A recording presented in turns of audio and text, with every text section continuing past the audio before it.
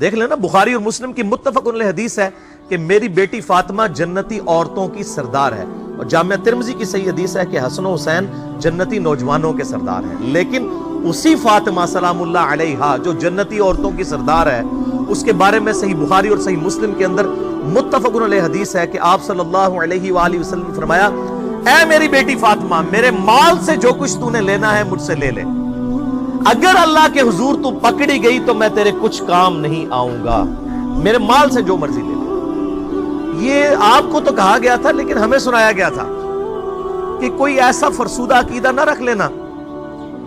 کہ بغیر اعمال کے ہی انسان کو جنت مل جائے گی۔ اعمال اور اللہ کی رحمت دونوں چیز ہیں شامل حال،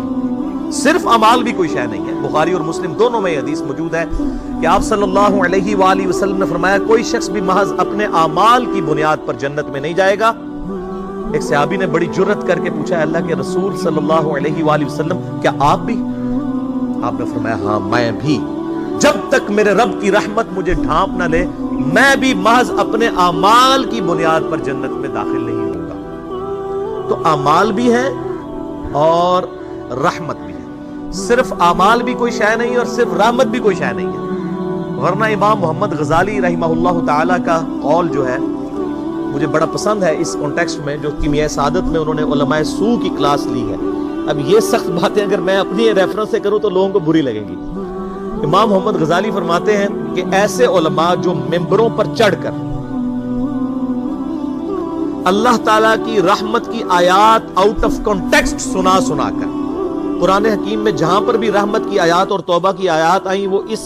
اعتبار سے آئیں کہ جو توبہ کرنے کے بعد اصلاح کر لے۔ پورے قرآن میں کوئی ایک آیت بھی ایسی نہیں ہے کیٹیگوریکل کہ انسان اپنی اصلاح نہ کرے اور اللہ تعالیٰ فرمائے کہ میں اپنی رحمت کے دروازے اس کے لیے کھول دوں، قطعاً ایسی کوئی آیت نہیں۔ تو جو علماء، امام غزالی فرماتے ہیں کہ اللہ کی رحمت کی آیات سنا کر لوگوں کو اللہ تعالیٰ سے غافل کر رہے ہیں، کیا یہ لوگوں کو یہ میسج دینا چاہتے ہیں کہ قرآن حکیم میں جو اللہ کے نافرمانوں کے لیے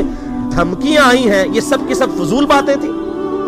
اور انبیاء کرام علیہ السلام جو اللہ کے عذاب سے ڈراتے رہے یہ صرف شغل میلہ تھا اور آخرت میں کوئی پکڑ نہیں ہونی؟ ایسے علماء واجب القتل ہیں۔ یہ امام غزالی فرما رہے ہیں کہ حکومت وقت کا کام ہے کہ ان پر توبہ پیش کرے، ورنہ ان کو قتل کروائے، ان علماء کو جو اللہ تعالیٰ کا یہ غلط تصور پیش کر کے لوگوں کو اللہ کا باغی بنا رہے ہیں۔ اور اکثر وائزین اس وقت یہی ہیں اور لوگ انہی کی باتوں کے اوپر خوش ہیں، انہی این جی اوز کی باتوں کے اوپر خوش ہیں، انہی دنیا دار علماء جو دنیا داروں کو خوش کرنے کے لیے باتیں کرتے رہتے ہیں اور کہتے ہیں اللہ تعالیٰ بڑا غفور رحیم ہے جی، جو مرضی کرو، اللہ نے ساڑھی نمازہ نہیں چاہیے دیا۔ اور بھائی اللہ نے کب کہا ہے کہ مجھے تمہاری نمازیں چاہیے؟ اللہ تو کہتا ہے تمہیں تمہارے لیے نمازیں چاہیے، اور نماز کو اتنا کیجول بنا لیا انہوں نے۔ صحیح مسلم کے اندر حدیث ہے، آپ صلی اللہ علیہ وآلہ وسلم نے فرمایا، بندے کے کفر اور اسلام کے درمیان فرق ہی نماز ہے۔ جو نماز پڑھتا ہے وہ مسلمان ہے، اور جو نماز نہیں پڑھتا وہ پاکستان کے شناختی کارڈ میں مسلمان ہے، اللہ کی ڈیفینیشن میں وہ عملاً کافر ہے۔ صحیح مسلم انٹرنیشنل نمبرنگ کے مطابق 246 نمبر حدیث ہے، آپ جا کے پی ڈی ایف کھول لیں، اسلام 360 میں جا کے 246 نمبر حدیث صحیح مسلم کتاب الایمان چیپٹر میں کھول کے دیکھ لیں کہ بندے کے کفر اور اسلام، شرک اور اسلام کے درمیان فرق ہی نماز ہے۔ آپ بے شک اپنے آپ کو مسلمان کلیم کرتے رہے، لیکن وہ شناختی کارڈ والا مسلمان ہے، نکاح طلاق والا مسلمان ہے، اس کا جنازہ بھی پڑھ دیا جائے گا، پیدا ہوگا اذان بھی دے دی جائے گی، اللہ کے حضور وہ مسلمان نہیں ہے، وہ بس کلمے کا ہی ہم احترام کرتے ہیں، ادروائز تو عملاً کافر ہے وہ۔ اسی طریقے سے جامعہ ترمذی میں حدیث ہے، سنن نسائی کے اندر حدیث ہے،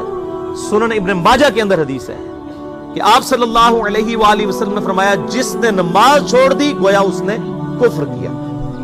من ترک الصلاۃ متعمدا فقد کفر۔ اب اس سے زیادہ اور کیا سخت بات کی جائے کہ کسی کو یقین آئے کہ جس نے جان بوجھ کے نماز چھوڑ دی اس نے کفر کیا۔